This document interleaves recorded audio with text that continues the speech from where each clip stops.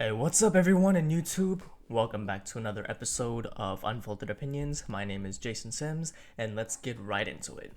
So today's video topic is going to be the outlooks, my personal outlooks on social media. And I'm going to specifically I'm going to specifically, in other words, express my opinions regarding Facebook and Instagram, because those are the two major platforms aside from TikTok. Because TikTok, there has been discussion that the United States government is going to actually abolish and forbid TikTok from being further utilized in the United States. And it's also been banned in India. So just a little backstory about about my experiences with Facebook and Instagram. Facebook was, so aside from YouTube, Facebook was probably my primary source of social media that I used to use way back when. About, I want to say 5-6 years ago, roughly. Facebook was the only social media platform that I would regularly update and I would check. And then from there, I was really late to the Instagram game. So Instagram, I didn't install that until probably, I want to say, a couple of years ago. However, effectively around, I want to say, approximately a year ago, I permanently deleted my Facebook. And roughly, I want to say maybe 2 to 3 months ago, I permanently deleted my Instagram account.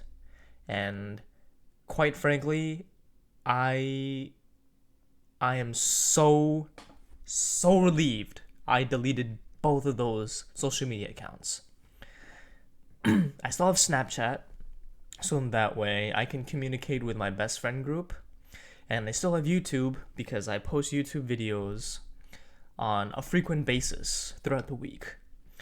And also, I feel as if YouTube, when you subscribe and watch the appropriate channels that are verified, that it's a learning experience.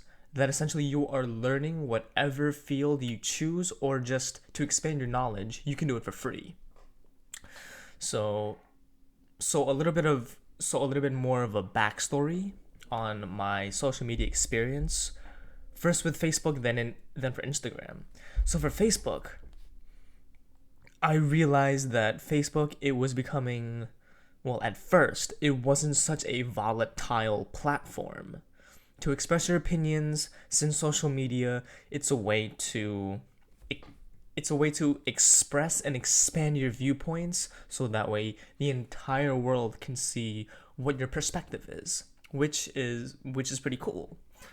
However, as I have experienced more and more of the underbelly and the underground consequences of Facebook, I soon started to realize that Facebook, it was more of a breeding ground for malicious content rather than it was more for a breeding ground for malicious content rather than benevolent content. In other words, as Facebook started to permeate more into this vast audience that it has. Okay, let's do some research.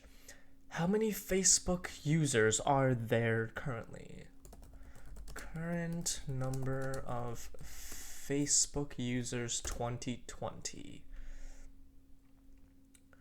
So, okay, let's do the numbers. Okay.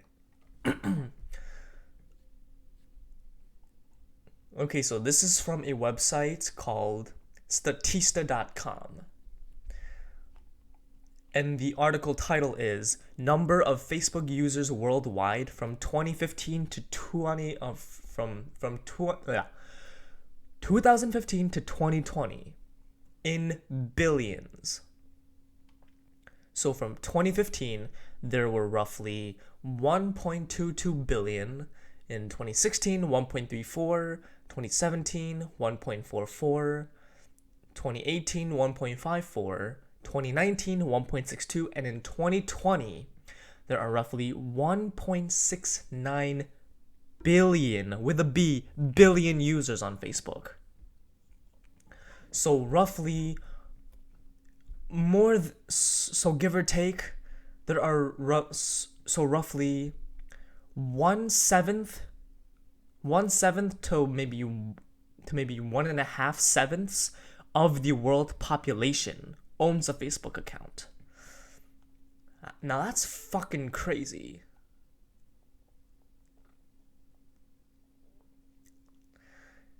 And it says here, this statistic, the graph that I just read off of, this statistic shows the number of Facebook users worldwide from 2015 to 2020.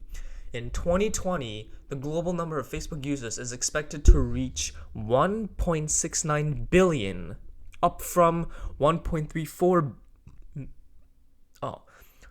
to reach 1.69 billion with a B, up from 1.34 million with an M in 2014. That is an enormous exponential growth in a mere 6 years. It went from 1.3 M to 1.69 B. That is ridiculous. Anyway, so like I stated before, roughly 1.5 out of 7 of the population has a Facebook account. And fortunately, in my case, I don't own one anymore, and I'm really glad I don't. And here's primarily why. Well, there are a multitude of reasons why. The primary reason was it was just too distracting. Well, actually, no, I lied. The primary reason was I just never used it anymore. In my opinion, I felt it was becoming an obsolete social media platform compared to Snapchat, YouTube, Instagram.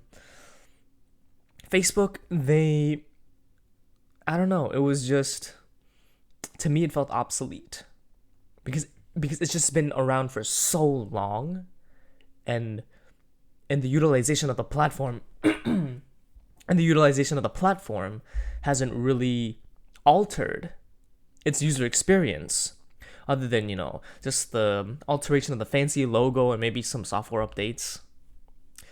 And from my most recent knowledge, instead of the like and dislike button, they changed their emoji or their like system from a thumbs up to a heart to a laughing hysterically face to an angry face to a shocked face. I'm pretty sure those are the 5 ones. Hold on, let's do some more research, and I will link every article that I am referencing in the description below. New Facebook icon, new Facebook emoji. Let's see. Okay, so we're going to Google Images for the Facebook emoji list, and let's see. Okay, so these are effectively all of the new emojis that Facebook has added. They added the thumbs up button, the heart button,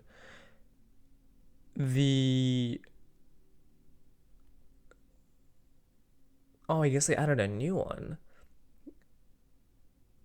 Oh, okay. So there were essentially six before. So the original six from the update was the thumbs up button, the heart button, the laughing hysterically button, the shocked button, well, the shock emoji, the sad emoji, and the angry emoji.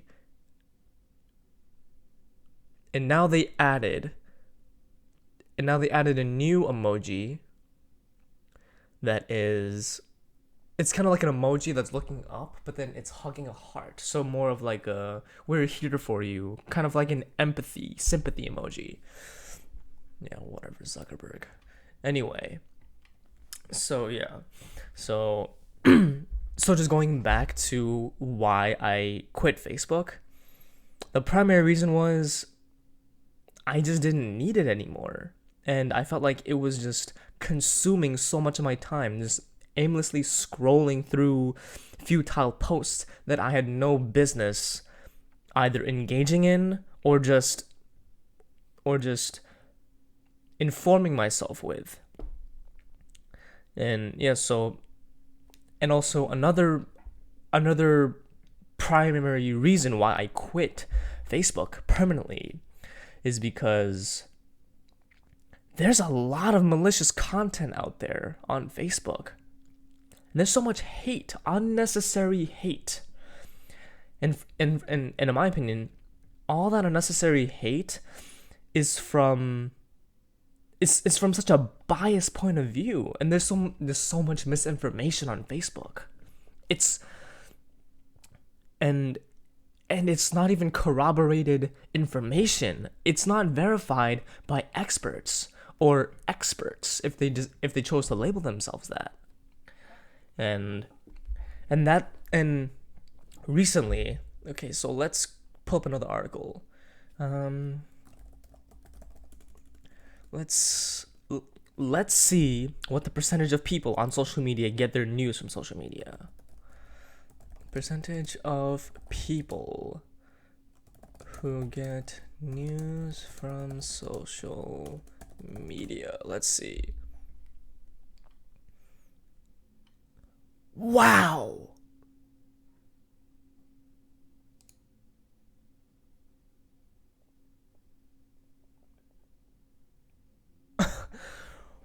Wow. Okay, I did not expect that.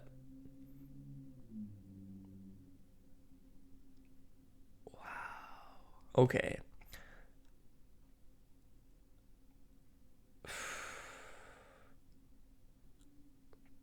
I thought the percentage was gonna be a little lower, but I am. Wow. Okay. Anyway, I had to brace myself for this. So this is from the Pew Research Center, and well, the name of the website is journalism.org, and the primary source is from the Pew Research Center.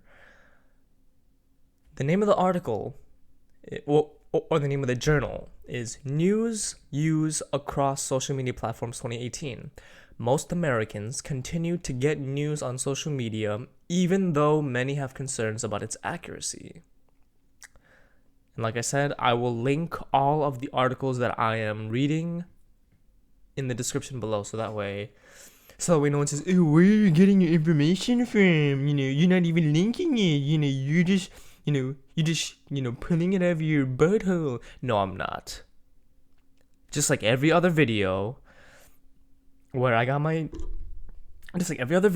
sourced all the articles in the description. So, yeah. About 2/3 of American adults, 68%, say they at least occasionally get news on social media, about the same share as at this time in 2017, according to a new Pew Research Center survey. Many of these consumers, however, are skeptical of the information they see there. A majority, 57%, say they expect the news they see on social media to be largely inaccurate. Yeah, so like I said before, there was just a lot of malicious content and unverified information on Facebook. And not just Facebook, all social media platforms.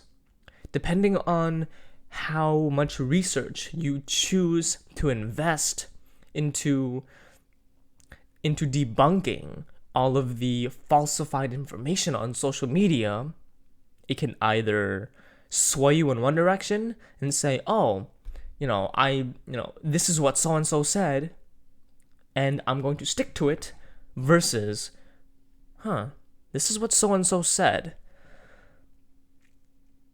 Let me turn my skepticism brain on for a second. Let me do some research and see if this information is credible and reliable. There will always be those type of people.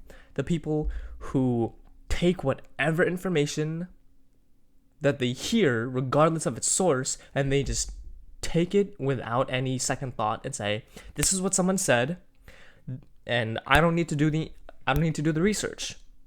This is now set in stone, and this is my ideology. This is my mindset. And there are others who say, okay, this is what someone said, but let me see what other people have to say. Let me do research. Let me see if their information, if their findings are valid or not. Let me dive a little deeper and see what I can find. Maybe they're right, maybe they're wrong, but let's find out anyway. That's the difference. A majority, 57%, okay, I already read that, said that it's largely inaccurate. Still, most social media news consumers say getting news this way has made little difference in their understanding of current events, and more say it has helped them than confused them. And also, there is a pie graph. There's a pie graph. So there's a pie graph representing those who never get their news on social media, and there's a larger component, which is the 68%, that's divided into 3 other sections that encompasses the entire 68%. So it says 32% never get their news on social media.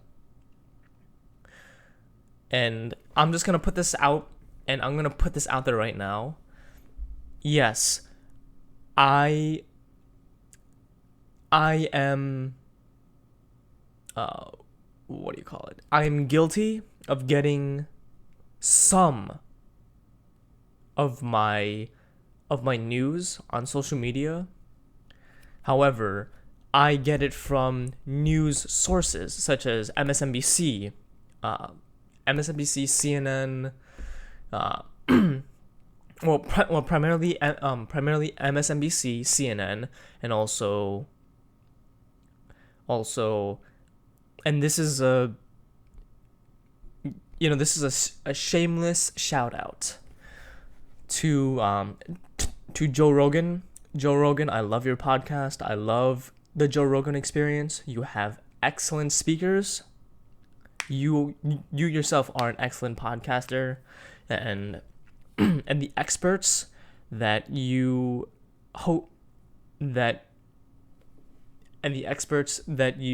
have to join your show, I fucking love them. They are experts in their field, and they give you the uncut, unbiased point of view of whatever research that they're doing. I fucking love it. Anyway, yeah, so I'm just gonna throw this out there. I am guilty of getting some of my news information from social media. It's primarily from Snapchat. However, I get it from actual news sources, like I said, MSNBC, CNN, all those news outlets. So yes, I am somewhat guilty of getting my news from social media. So going back to the pie graph. So 32% say that they never receive news on social media. 21% say that they hardly ever. 27% say sometimes, and 20% say often. And there's another graph at the bottom of the pie graph. 57% agree that the news that they receive on social media is largely inaccurate. 42% say it's largely accurate.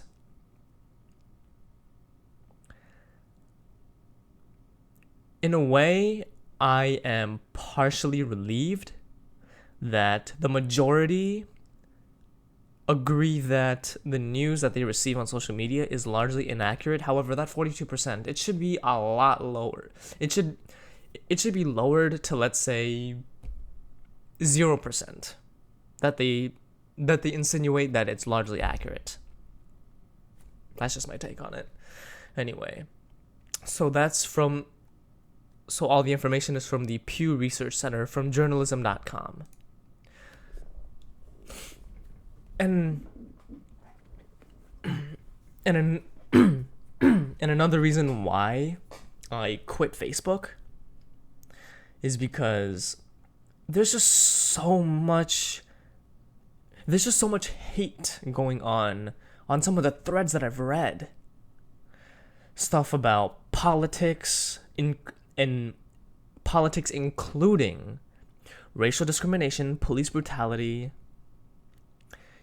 gender inequality, the whole 9 yards, an entire myriad of topics.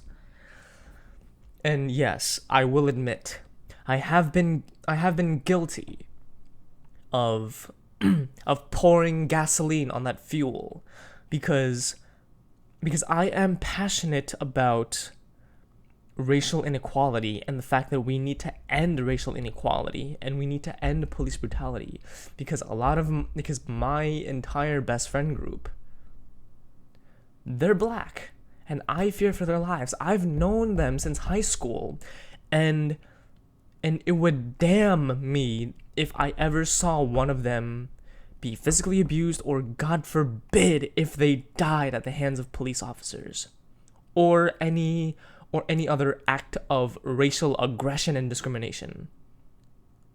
I don't know what I would do with myself if that ever happened. So yeah. So like I said, I do admit that I have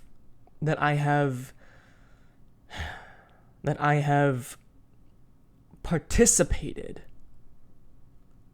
that I've idiotically participated in some of these malicious posts that people are getting their facts wrong and I'm trying to correct them. Yes, sometimes I did get my facts incorrect and maybe I didn't erect a strong enough argument, and that was my own fault because looking back on it, I realized that I was wasting my time, I was wasting my energy, and it was an inefficient way to actually use my time. Yeah, so I wasted my time and energy arguing with people on Facebook about futile topics. Okay, yes, I understand that police brutality and racial discrimination and gender inequality, they're not futile topics. What I'm trying to say is, it was futile of me to engage in idiotic arguments that I could have invested other time and energy into other projects. Like I said, for the record, I am not stating that gender inequality, racial inequality, police brutality, and other related topics are futile. Just the fact that I decided to engage in idiotic conversations with individuals who had no nonsense, who had nonsense arguments, that it was futile to me to engage with. So yeah, there is just a plethora of misinformation, of angry people just going oh, I hate you, I hate this, I want the whole world to burn. Yeah, it was just an extremely toxic digital environment. And also another component that was a cyclical factor, a repeating culprit, is people have the audacity, they have the balls to type malicious content. They say, oh, fuck you, you're a piece of shit, you don't know what the fuck you're talking about, I hope you die, the world is gonna come after you. For some reason, they have the balls and the fortitude to type all of that in on a keyboard.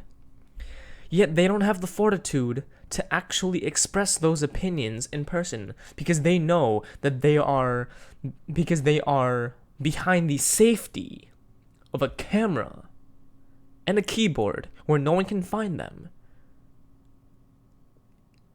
And they choose that method of attack, a digital method of attack, to attack someone else or to attack a community that they have no sense of attacking. Yet, if they were to verbally or physically attack them in person, they know that they would get their ass kicked. 100% they would get their ass kicked. So yeah. So those are the primary reasons why I permanently quit Facebook. It was a waste of my time, energy that I could have done investing in other projects. There was a lot of malicious content, and there was a lot of negativity and a lot of misinformation that I didn't appreciate. And like I said, I'm really glad. I am relieved. I am so relieved I deleted my Facebook account permanently, and I have no intention of reactivating, of recreating another Facebook account. I think it's just a total waste of time. Instagram, there was a similar situation. There were a couple of overlaps with Instagram. However, it wasn't exactly the same situation. So for Instagram, like I stated, I deleted my Instagram account about, I want to say, a month and a half, 2 months ago. And Instagram, I was a little bit more hesitant to delete. Facebook, I didn't give a shit about. I just wanted to say, oh, delete, done. Didn't care about it. Didn't have a second thought. For Instagram, there was a little more reluctance about deleting Instagram. Because Instagram is primarily visual content. Facebook has a wide variety of content publication. There's visual content like pictures, videos, and there's verbal content such as written posts. Instagram, on the other hand, they're more visual posts. It's primarily pictures and videos. Pictures and videos, they grab the attention right away because you can visualize what you're processing. So you can visualize what you're seeing and you don't have to take the time to read. I know it's a lazier format, however, it doesn't allow you to invest as much time because you're not reading every single word. I mean, okay, I lied. Instagram, there is a written format as well. When you're writing underneath the caption, like when you're writing a caption. So you post a video or you post a picture, and then you have a caption.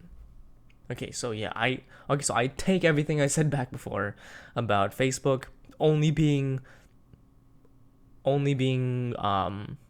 written and less so of a visual. Okay, so Instagram, yeah. There's a written component with a caption. There is then there's also a visual component with the photo or the video that you're posting. Instagram was a little different for me. Essentially, I was using Instagram as more of a business cachet than anything else. Because for those who followed me on Instagram, you know what? Fuck it. I'm going to divulge my handle because I don't even have it anymore. But those who followed me, my Instagram was Gangpe12. And I know you're gonna laugh at this. It's Gangpe is a Korean word that translates to gangster in English. I thought it was so cool with it and whatnot. But it was spelled GGANGPAE12. And those who followed me, they knew that it was primarily me uploading freestyle content. Rap freestyle content. And I had another account that it was I lied. I had two Instagram accounts. One was,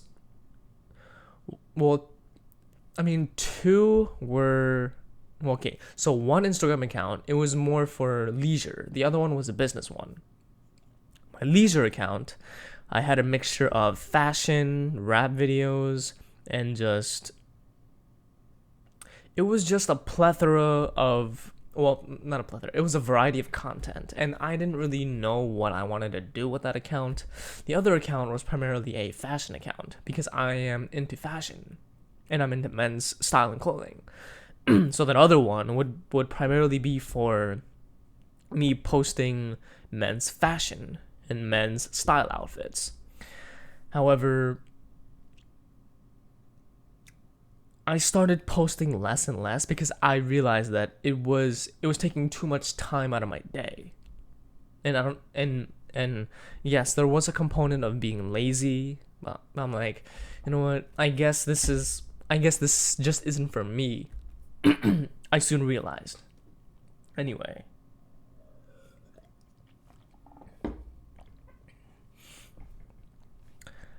I dove deeper and deeper into the Instagram rabbit hole, and I'm gonna be very honest with you.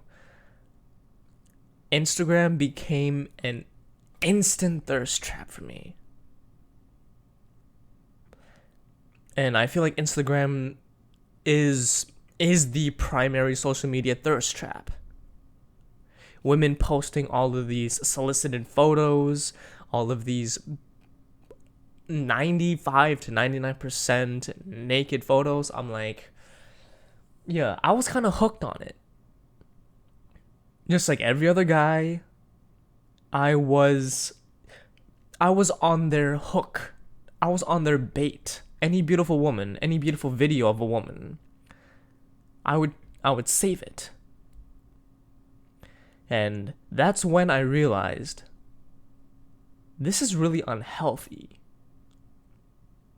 What gratification am I getting from this other than instant gratification? Oh, I see a beautiful woman, I save it. I send them a DM, they don't respond. So what's the point of all this? I'm wasting my time. And that's time I'm never getting back. Looking back on it, I mean, yeah, it was fun while it lasted, but still, I'm not getting that time back. And I could have used all that energy and invested it into something else. I could have done this a lot sooner. And yes, I know I don't have a huge following, but this to me, this is a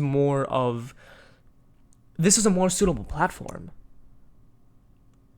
Other than just thirsting over women on Instagram and their photos.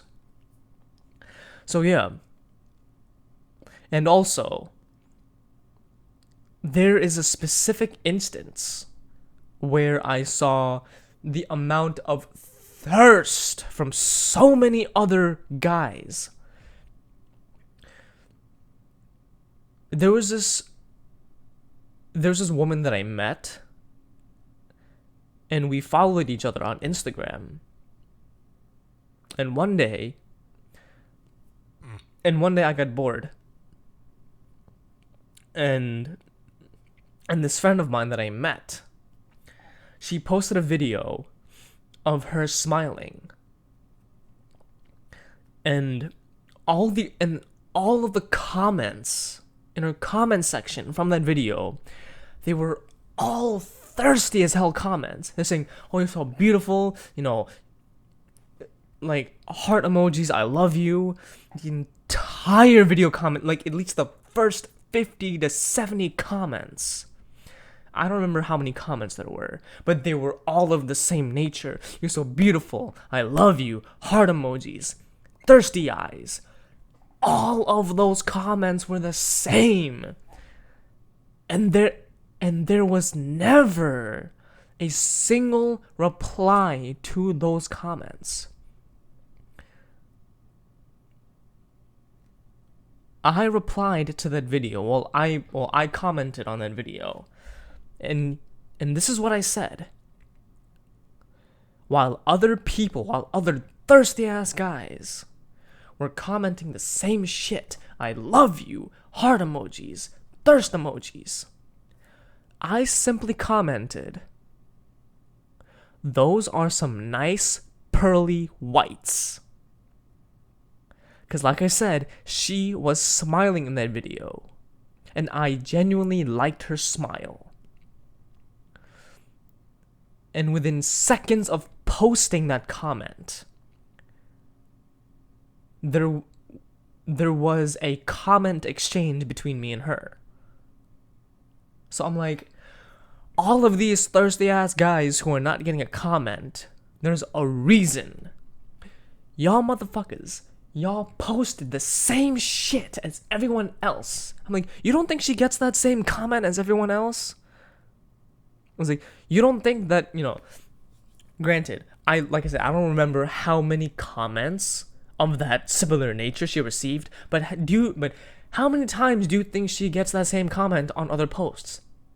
And I just commented on her smile. And that just that just went to show me that Instagram is just a huge fucking thirst trap. I'm like, no, I can invest my time and energy into so many other projects that I actually give a shit about. Yeah, so those are my reasons why I quit Facebook and Instagram permanently.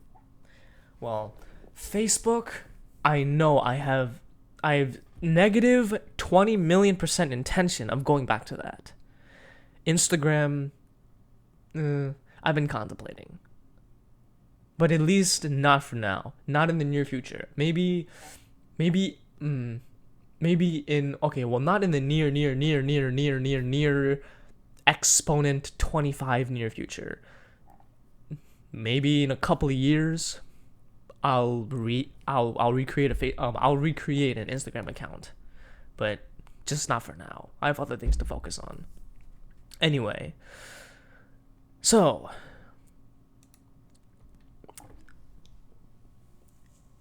there's an article that I'm going to share, and it's from success.com, and the title of the article is 20 Pros and Cons of Social Media Use. Now let's go through it. The pros, and let me just say this. Okay, so there are, since it's 20, it's going to be divvied up into 10 and 10 for each category. So for pros, messaging on social media sites can lead to face-to-face interactions when plans are met via the sites. Social media increases voter participation and facilitates political change. I can see that. But depending on the social media platform. Social media helps reduce loneliness of senior citizens who are socially isolated. I didn't even think about that one.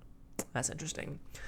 Social media allows for quick diffusion of public health and safety information during crises events.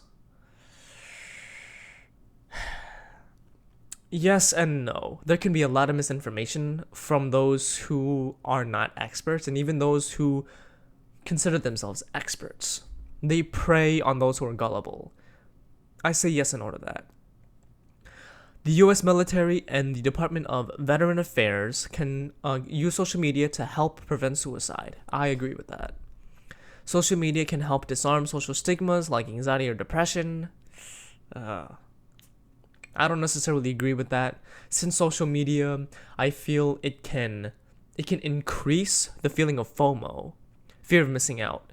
Because when you're constantly scrolling through social media feeds, especially if you have more than one platform that you're endlessly scrolling on, you will see how other people are living their lives who have a completely different lifestyle. You may not know them, you may know them, but you feel as if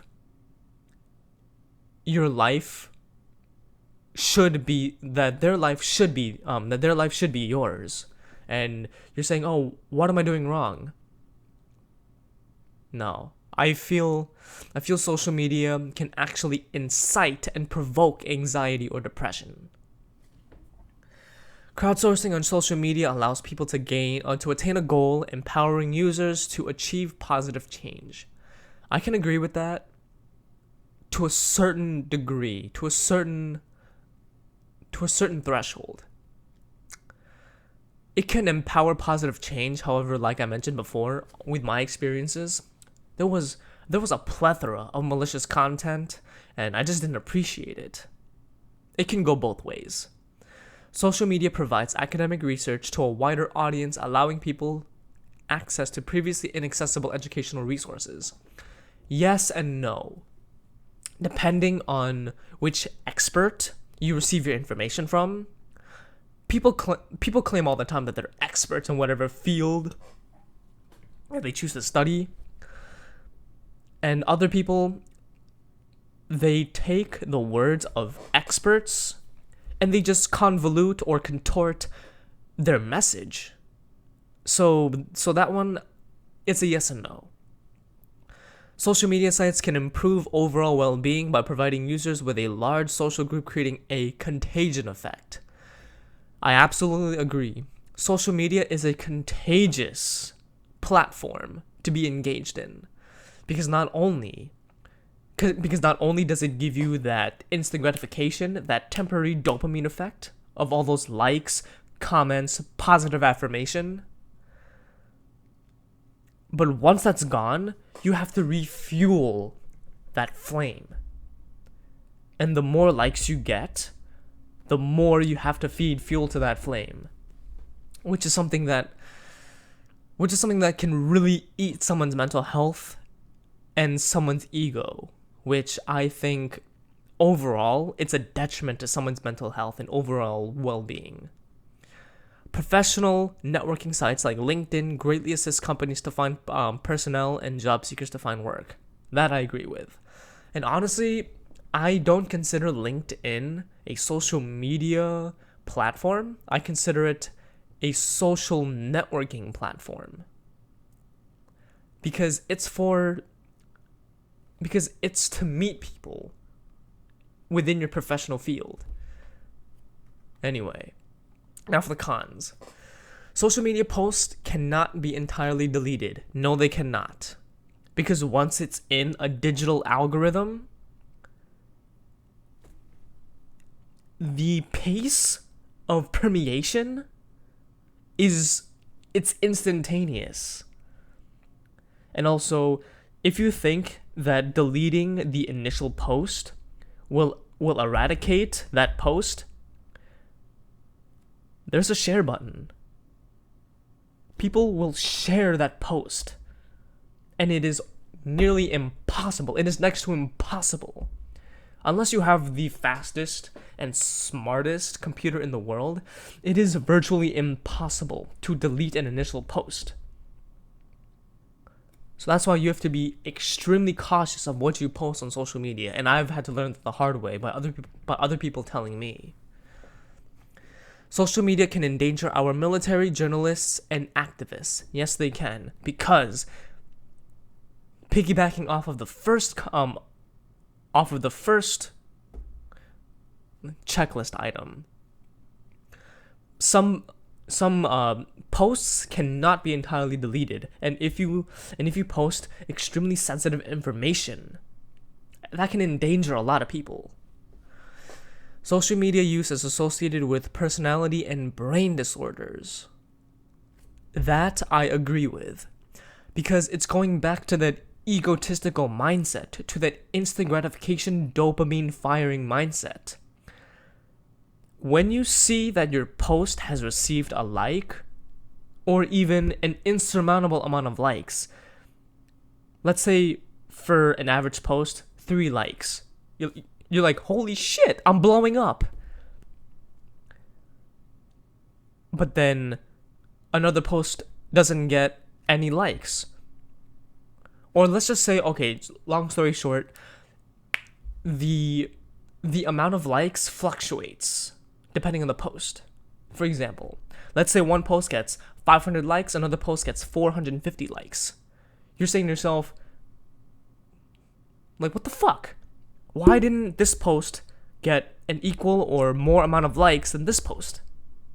And it really contorts and it really distorts your mental capacity. And it really sets in this mindset of saying, am I not good enough? Why aren't people liking this post as much as they should? And that got to me too. Because when I posted something, when I used to post something on Instagram or on Facebook that I thought was meaningful content, and I saw that the ratio of likes compared to previous posts was disproportionate, I thought to myself, am I doing something wrong? Like, what is going on? And every couple of minutes, whenever I heard a ping on my phone, I would say, oh my god, did somebody like it? And then it was just an email or it was a text message. I'm like, damn it. Why aren't people liking the post that I posted? So it really disrupted my mental psyche. And now I don't have to worry about it anymore. Because I have cut myself free. I am no longer tethered to the like-dislike ratio. And yeah, some people are gonna say, oh, but on YouTube, there's the like and dislike button. Okay, well, I mean, yeah, there is that. But I feel like YouTube, I have a more prolonged amount of time to actually divulge the information that I am setting myself for. And also, I don't know, just YouTube is just a different feeling compared to Facebook and Instagram. Let's see. Students who are heavy social media users tend to have lower grades. Oh, it says heavy social media users. Yes, I agree, because they are wasting their time on futile topics that they're engaging in rather than focusing on whatever that they're studying. Okay, lower grades, yes, and also / whatever investment or passion project that they're working on, because not everyone is in school.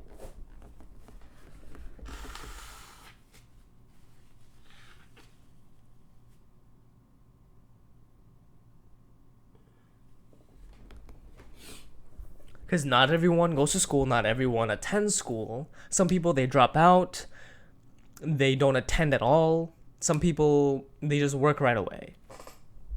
But yes, heavy social media users tend to have lower, I guess, I wouldn't say lower grades / lower ambitions, because they are so heavily invested in one avenue and one platform, and also they could be investing their time into so many other different passion projects, investments, avenues. Social media can exacerbate feelings of disconnect and put children at higher risk of anxiety, depression, low self-esteem, eating disorders, and even suicide. I agree, because, like I said, there is this effect of FOMO. When, especially the younger demographic, their brains have not fully developed. The human brain does not fully develop until the age of 25. So when I see all of these younger demographic individuals who are blowing up on social media,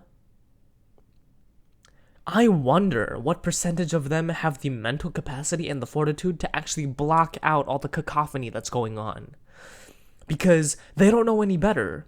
They don't have the experience to actually build a wall in order to block out all of the bullshit that is associated with social media. And even people who are past the age of full brain development, some individuals past the age of full brain development, they sometimes don't have the mental fortitude or the capacity to actually block out all the bullshit. So especially younger kids, when I see all these younger kids on TikTok, Facebook, Instagram, Snapchat, YouTube, whatever, and they have such a heavy following, and they're an influencer, it can really fuck up their mental capacity. Criminals can use social media to commit and promote crime. That I can agree with. There was a recent article that I read, I don't remember what the source was, that that criminals are using Instagram, and I think it was primarily Instagram, to lure people into drug deals. I'm like, as if you guys couldn't make it any easier to access this shit. Like, you have to prey on these people on social media? Like, come on, really? Social media can be a drain on time and use up hours that you can't get back. This is what I've been discussing. This is a portion that I've been discussing for this entire video. Time is everyone's greatest commodity. However, people do not use it to their fullest extent. And social media, I feel like, is one of the prime examples of the epitome of procrastination. And yes, I will admit, I am a victim. Well, not victim. I am a perpetrator of sometimes aimlessly scrolling. It's primarily on YouTube because I want to watch something that is educational, entertaining, something that I can learn from for free that I haven't seen yet. And I literally learn something new every day from YouTube, especially from the channels that I subscribe to, whether it's shopping hacks or the economy or primarily a podcast from Joe Rogan. I learn something new every day by watching a YouTube video. And honestly, it's expanding my knowledge. So, like I said, some videos are purely for entertainment, so that way I can decompress. Other videos are meant primarily for learning, so that way I can enhance my brain's capacity if I ever need to come across any circumstance that is related to the content that I was viewing. Advertising practices of social media sites may create an invasion of privacy. Social media companies, the way that they make money is not by the amount of users that they have, because it's all completely free. The way that they create revenue and profit, it correlates to the amount of users, but it's not directed towards the creation of an account from the user. It's how many users the platform has and what the users are most keen about. And advertisers, they invest their money to target all of the users who have a keen interest in a specific field. And yes, absolutely, social media companies, they sell your privacy. That's a given. Whatever social media platform you choose to install and utilize, Facebook, Instagram, YouTube, Snapchat, TikTok, whatever it may be, all those social media companies, and don't sound so fucking surprised, all those social media companies, they sell your information for profit, for investor money.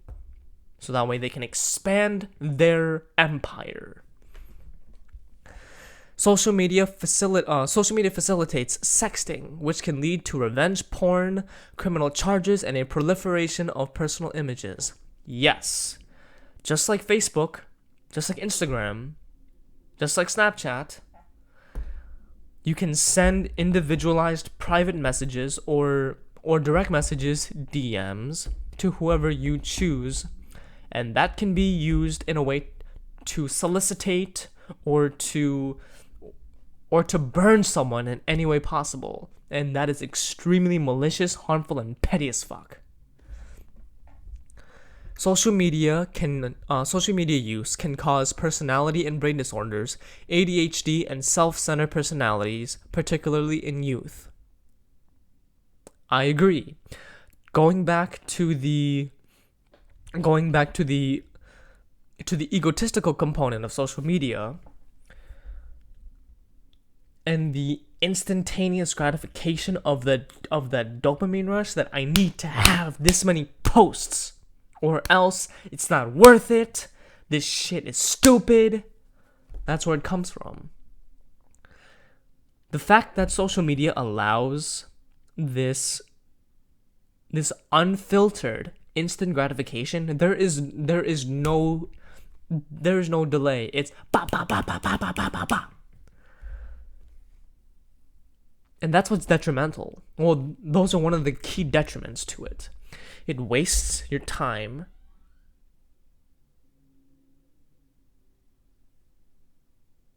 It wastes your time. I mean, in general, depending on how you use it, it wastes your time.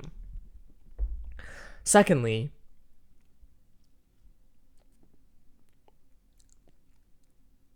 you get this feeling of inadequacy, that if something doesn't get a certain amount of likes, amount of views, that you don't feel valued or validated. And also, it fucks with your psyche so hard. Anyway, that's my take on social media.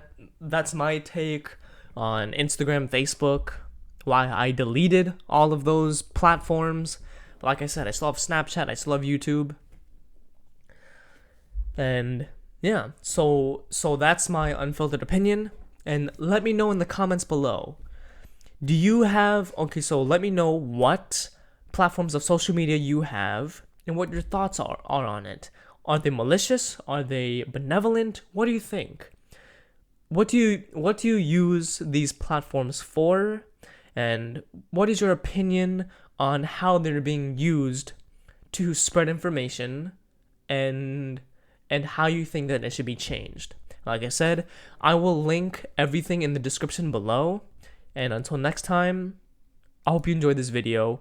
Peace!